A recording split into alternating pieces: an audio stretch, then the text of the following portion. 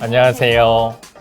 저는 오늘 1일 사회를 맡은 의료정보팀 안재린 사무원입니다. 저는 한양대학교 병원 호흡기 알레르기 내과 김상원 교수입니다. 식품 알레르기는 견과류 알레르기, 밀가루 알레르기 등 그 종류가 다양한 만큼 식품 알레르기에 대해 궁금해하시는 분들이 많으실 것 같은데요. 오늘은 한양대학교 병원 김상원 교수님과 함께 식품 알레르기에 대해 이야기 나눠보도록 하겠습니다. 먼저 질문 뽑아보겠습니다.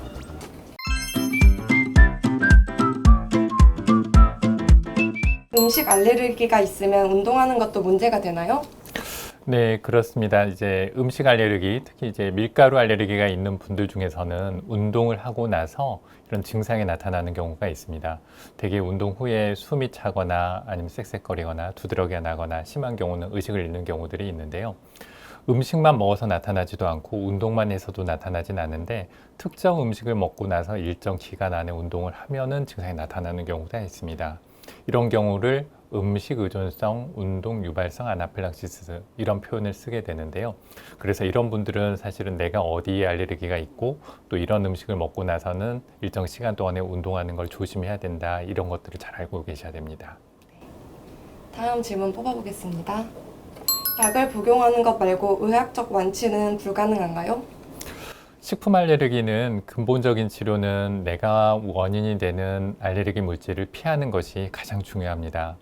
그런데 그 경우에 따라서는 이것을 면역 치료를 해볼 수가 있거든요. 예전에는 식품 알레르기는 면역 치료가 절대 어렵다고 생각을 했습니다. 근데 최근 들어서는 땅콩 알레르기처럼 그 음식 알레르기가 원인이 되는 물질을 소량씩 섭취를 해서 이 면역 관용을 일으키게 되는 그런 치료를 시도해서 효과를 보고 있어서요.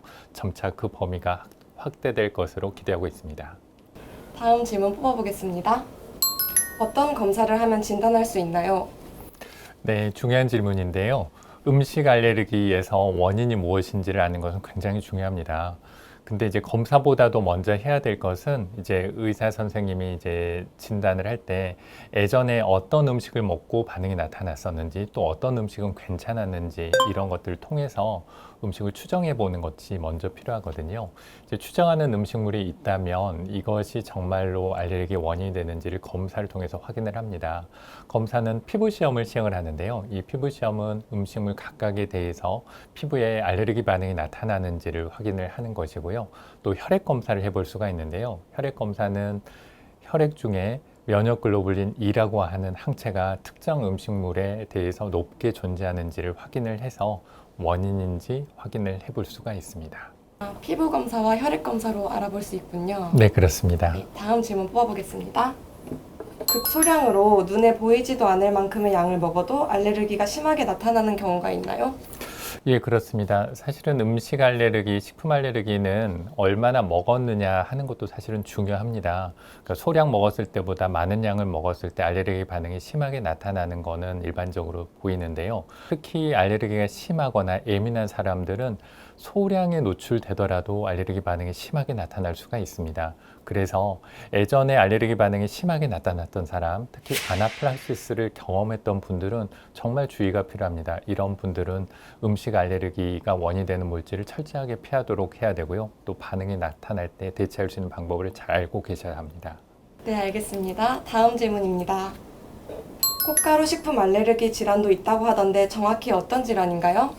네, 사실은 식품 알레르기 중에서 가장 흔한 형태가 꽃가루 식품 알레르기라고 하는 것들이 있습니다. 이게 뭐냐면 어떤 사람이 꽃가루 알레르기가 있어요. 그것 때문에 알레르기 비염이나 천식이 있는데 이 환자들이 특정 음식을 먹으면 음식물에 대해서 알레르기 반응이 나타납니다. 대표적인 경우가 이제 자작나무와 같은 꽃가루 알레르기가 있는데 사과나 퀴나 복숭아 또는 견과류를 먹으면 입안이 간지럽거나 붓거나 하는 증상을 흔하게 경험을 하게 됩니다. 이것은 교차 반응이라고 하는 현상 때문인데요.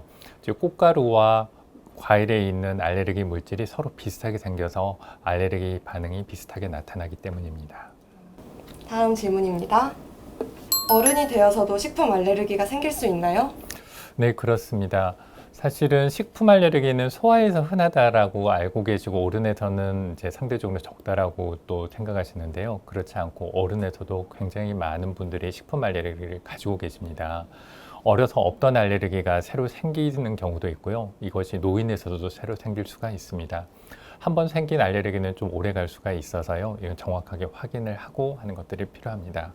소아에서는 계란이나 우유 같은 물질의 알레르기가 흔하다면 성인에서는 갑각류나 견과류, 밀가루에 대한 알레르기가 상대적으로 더 흔합니다.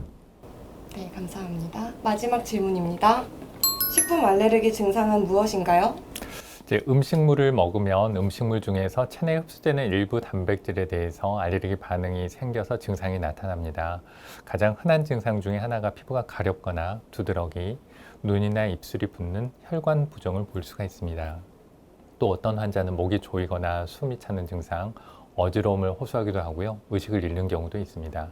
심한 알레르기 반응을 아나필락시스라고 하고요. 이런 분들은 굉장히 위험한 알레르기가 있는 경우니까 좀 더 명확하게 알레르기를 진단하고 관리할 필요가 있습니다.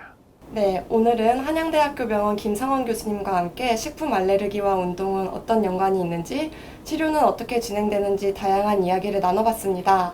교수님, 혹시 환자분들께 당부드리고 싶은 말씀 있을까요? 네, 식품 알레르기는 경우에 따라서 굉장히 심각하게 생명을 위협할 수 있는 상황입니다. 그래서 애매하게 내가 어떤 음식이 있는지 의심만 하지 마시고 병원에 오셔서 정확한 면담과 진단 과정을 통해서 원인 알레르겐을 찾고 또 어떻게 대비해야 되는지 예방책은 무엇인지 확인을 하는 것이 도움이 되겠습니다. 네, 교수님 상세한 답변 감사합니다. 다양한 건강 정보가 가득한 영상은 한양대학교 병원 유튜브 채널에서 만날 수 있으니 많은 관심 부탁드립니다. 감사합니다.